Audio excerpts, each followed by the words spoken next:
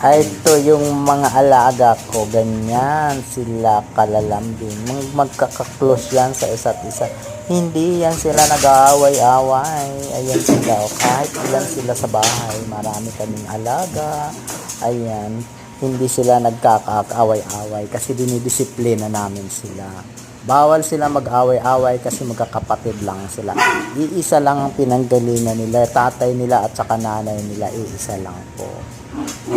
Ayan ang tatay nilang na kulay brown at saka yung mama nila yung puti.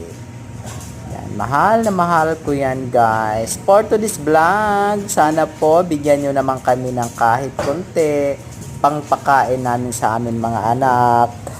Mahirap po mag-alaga pero love ko kasi yan, kakayanin ko para sa mga anak ko.